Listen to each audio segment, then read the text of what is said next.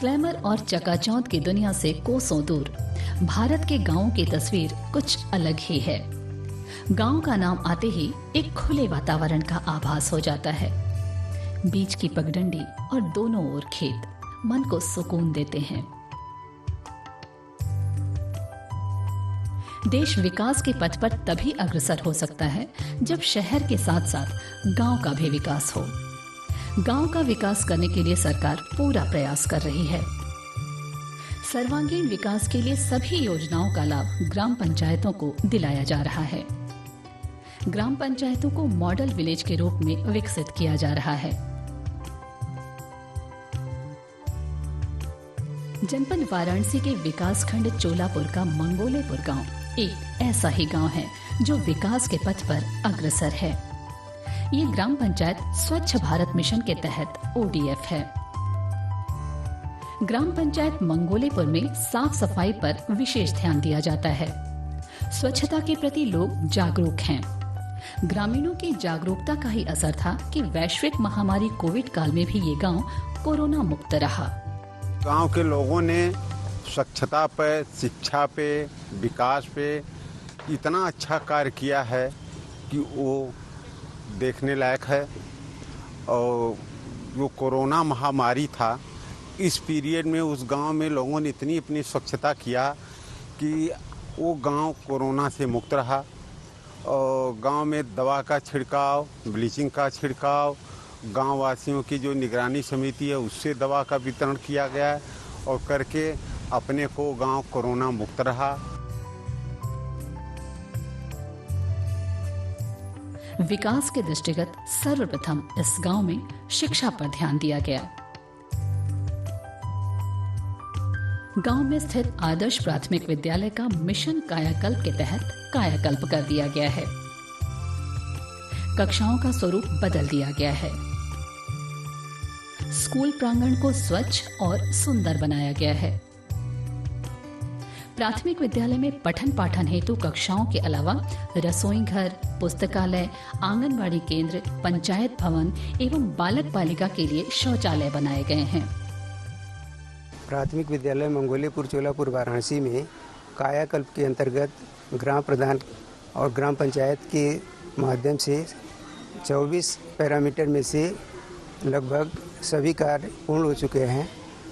और इस स्वच्छ और सुंदर माहौल में बच्चे पढ़ने में रुचि लेते हैं और सभी शिक्षक नियमित रूप से समय सारणी के अनुसार पठन पाठन कार्य करते हैं।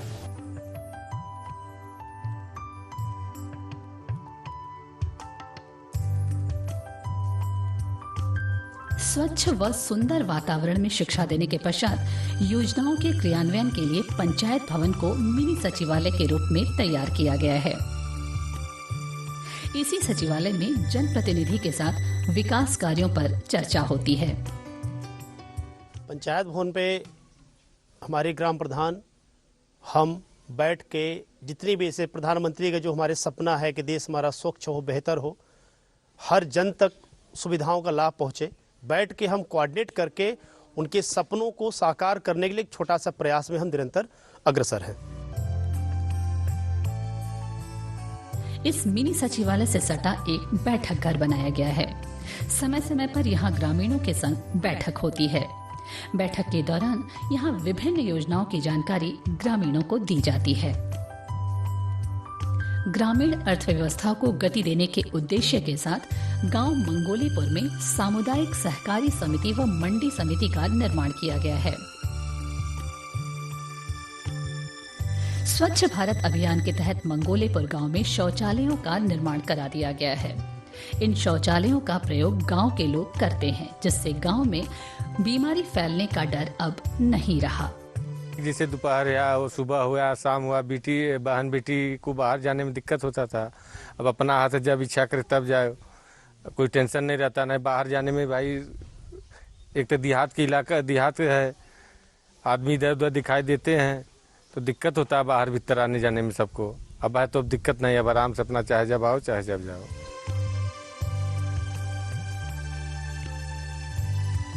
गांव में व्यक्तिगत शौचालयों के निर्माण होने के पश्चात सामुदायिक शौचालय का निर्माण भी करा दिया गया है। ये सामुदायिक शौचालय सभी सुविधा युक्त हैं। यहाँ साफ सफाई करीला, देखभाल करीला, जे आला से 2 रुपया लेला। सर खाता अथवा दिले हैं वही में जमा करीला, हमारा 9,000 आवाला पैसा।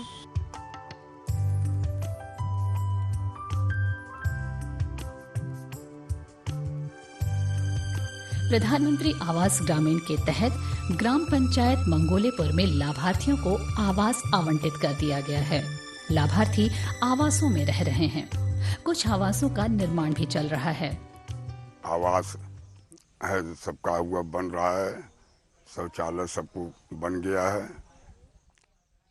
जितना हो सकता है उतना कोशिश करके गांव सभा का विकास के लिए भरपूर प्रयास करते हैं। आजादी के अमृत महोत्सव के दौरान गांवों की स्वच्छता और मजबूत बनाने के लिए सुजलान अभियान की शुरुआत की गई है। सुजलान के तहत गांव को ODF प्लस स्टेटस के दायरे में लाने की योजना है। गांव से निकलने वाले गंदे पानी और कूड़ा प्रबंधन पर जोर दिया जाएगा, जिससे गांव स्वच्छ और सुंदर दिखें। मेरा लक्ष्य है कि मेरा गांव स्वच्छ रहे, सुरक्षित रहे। मेरे गांव के लोग इस बीमारी से दूर रहें। जहां गंदगी उनको साफ सफाई रखें।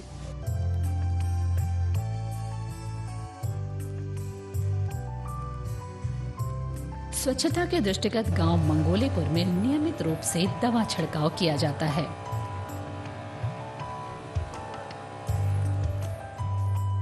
मच्छर जनित रोगों से ग्रामीणों को बचाने के लिए फॉगिंग मशीन द्वारा स्प्रे भी किया जाता है।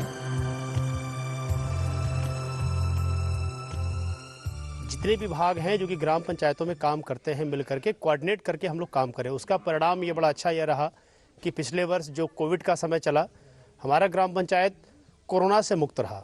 अभी जैसे डेंगू का प्रकोप चल रहा है पूरे ज़िले में, तो उस पर हम लोग लगातार स्प्रे का काम करवा रहे हैं, फॉगिंग का काम लगातार करवा रहे हैं।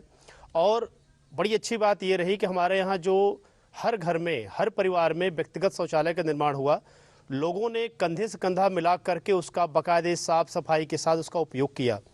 परिणाम यह रहा कि पहले गाँव में डेंगू, मलेरिया, डायरिया इस तरह की बीमारी फैलती थी। आज की स्थिति यह है कि हमारे ग्राम पंचायतों में इस तरह की बीमारी से हमारा ग्राम पंचायत मुक्त है। गांव में आने जाने के रास्ते पक्के कर दिए गए हैं और जहां रास्ते पक्के नहीं थे वहां निर्माण कार्य चल रहा है। गांव में सुगम रास्ते विकास का द्वार खोलते हैं।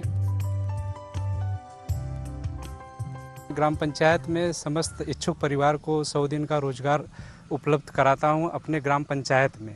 इसी के तहत ये मनरेगा से ये संपर्क मार्ग का निर्माण कराया जा रहा है। इस कार्य से लगभग 30 से 40 परिवार जो है कि लाभान्वित होंगे। लगभग 350 की आबादी है।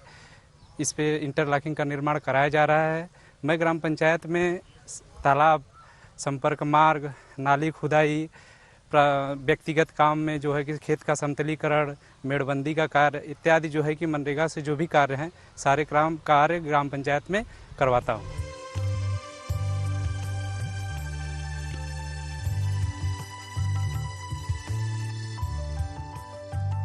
मंगोलेपुर गांव में कोविड-19 व संचारी रोगों से बचाव एवं उपचार के लिए स्वास्थ्य विभाग की टीम नियमित रूप से गांव में भ्रमण करती है।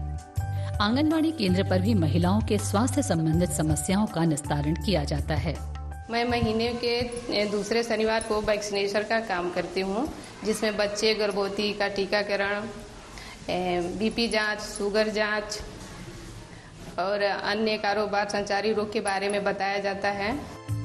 मेरा गांव स्वच्छ गांव, मेरा गांव स्वस्थ गांव को मूर्त रूप देता ग्राम पंचायत मंगोलेपुर जन भागीदारी से आज मॉडल विलेज बन चुका है।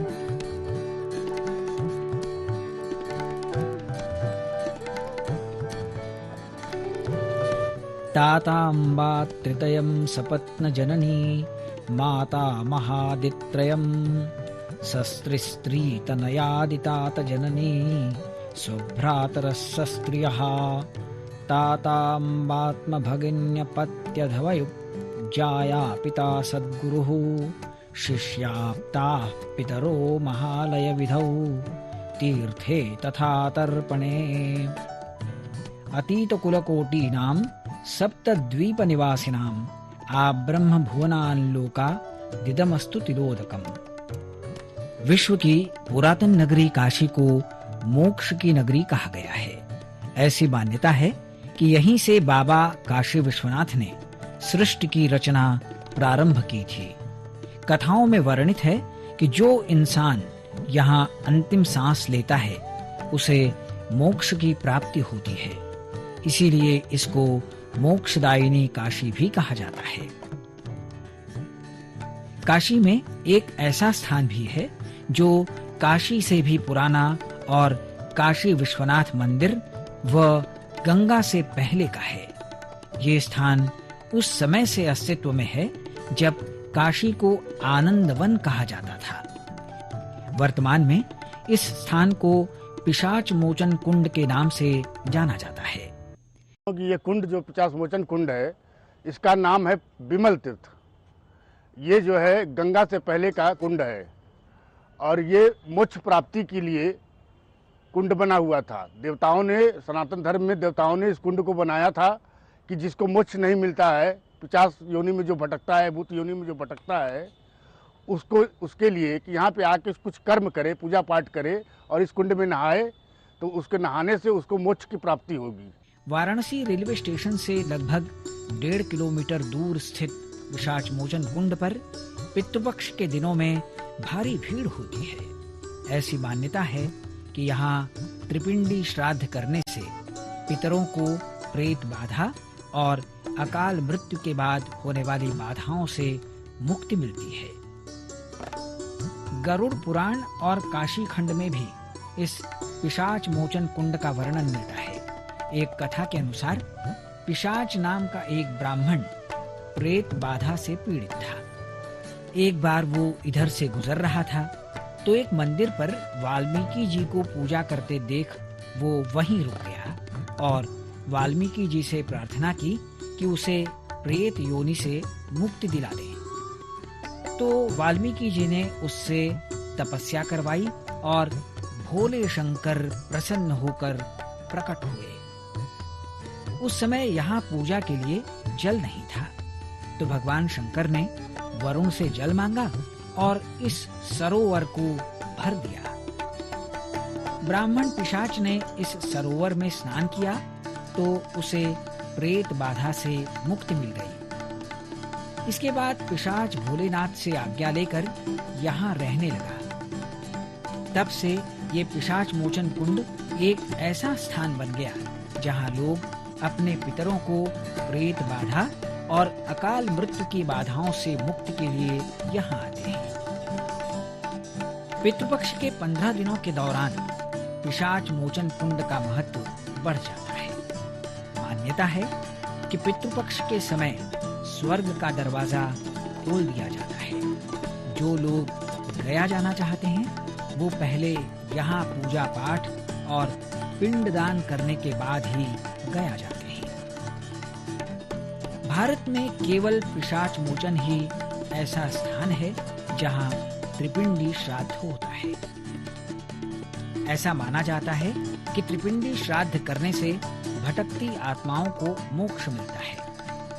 त्रिपिंडी श्राद्ध में 3 कलश रखे जाते हैं क्योंकि प्रेत बाधाएं 3 प्रकार की होती हैं: सात्विक, राजस और तामस। इन तीनों बाधाओं से पितरों को मुक्ति दिलवाने के लिए काला, लाल और सफेद झंडे लगाए जाते हैं। इनको भगवान ब्रह्मा, विष्णु और महेश का रूप मानकर तर्पण और श्राद्ध किया जाता है। इसमें 3 कलश लगती है त्रिपिंडी में, ब्रह्मा, विष्णु, महेश। विष्णु सात्विक प्रेत हैं, ब्रह्मा राजस प्रेत है, तामसी जो है शंकर के रूप माना जाता है। और नारायण बलि में 5 कलश लगता है। ब्रह्मा विष्णु महेश यमराज एक मृत्यु का आत्मा की लगती है। इस तरीके से यहाँ प्रेत की मुक्ति होती है और उस समय से सदा आज तक चला आ रहा है।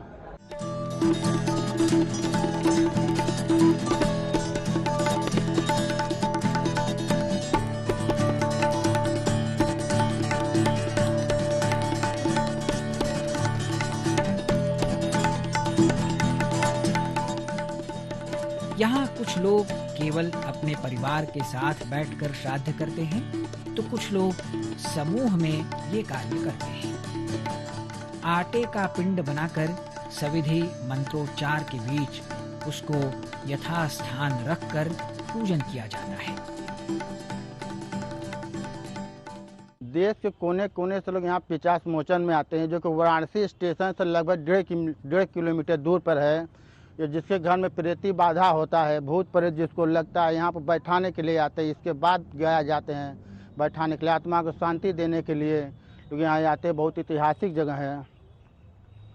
कर्मकांड के पश्चात लोग कुंड में जल अर्पण करते हैं। इसके अलावा पिशाच मोचन कुंड पर एक स्थान है जहां भटकती आत्माओं को बैठाया जाता है। कुंड के बगल में ही एक पीपल का पेड़ है। इसी पीपल के पेड़ पर भटकती आत्माओं को बैठाया जाता है। इस दौरान पेड़ पर कुछ पैसा भी रखवाया जाता है ताकि पितरों का सभी उधार चुकता हो जाए और पितर सभी बाधाओं से मुक्त होकर मोक्ष प्राप्त कर सके और याचना करने वाला व्यक्ति भी अपने पितृ ऋण से मुक्त हो जाए।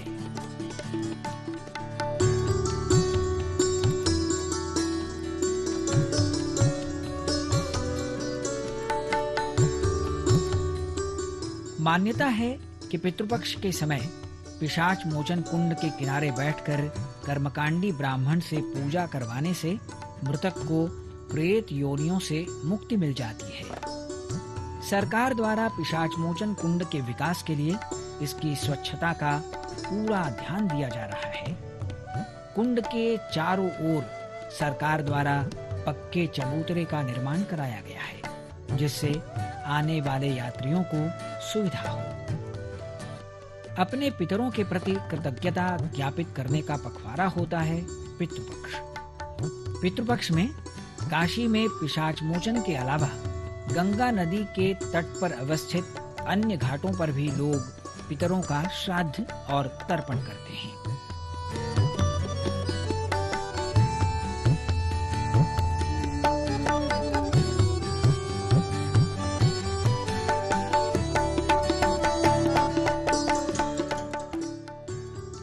धर्म की नगरी काशी वैसे तो धर्म, अध्यात्म और मोक्ष की नगरी के रूप में जानी जाती है, लेकिन पितृपक्ष के श्राद्ध के समय इसका महत्व और बढ़ जाता है।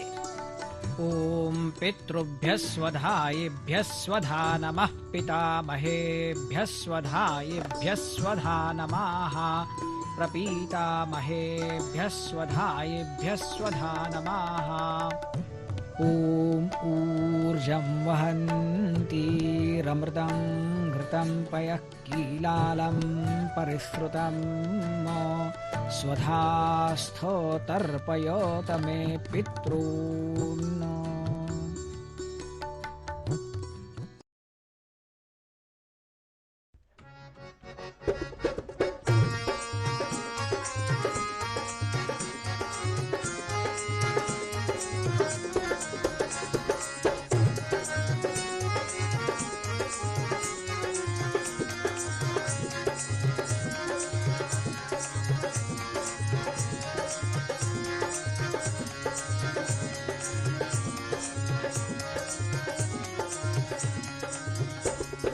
बाबा के भवनवा से कई के गवनवा रे साजनवा पिया गईले फूल के बयानवा रे साजनवा पिया गईले फूल के बयानवा रे साजनवा पिया गईले फूल के बयानवा रे साजनवा। बाबा के भवनवा से कई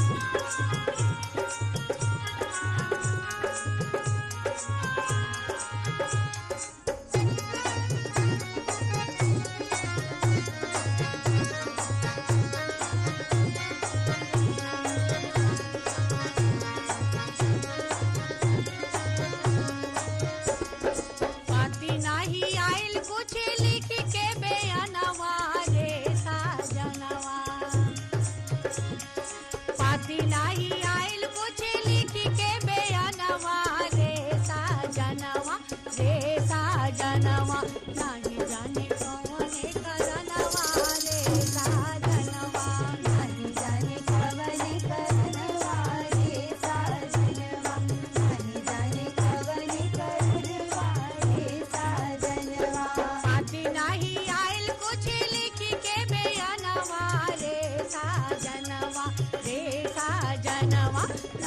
जाने कौने करनवा रे साजनवा नाही जाने कवने करनवा रे साजनवा नाही जाने कवने करनवा रे साजनवा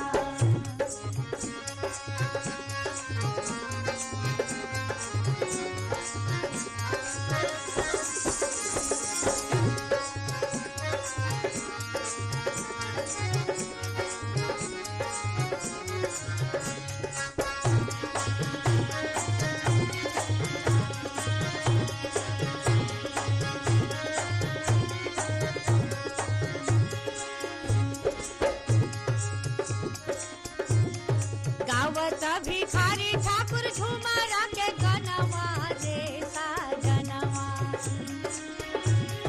गावत भिखारी ठाकुर झुमरा के गनवा रे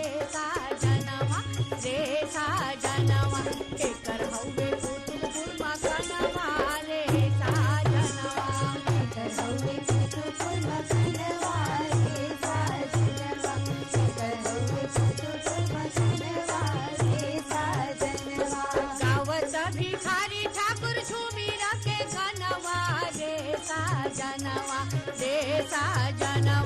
केकर हौवे कुतुबपुर मकनवा रे साजनवा केकर हौवे कुतुबपुर मकनवा रे साजनवा बाबा के भवनवा से करके गवनवा रे साजनवा बाबा के भवनवा से करके गवनवा रे साजनवा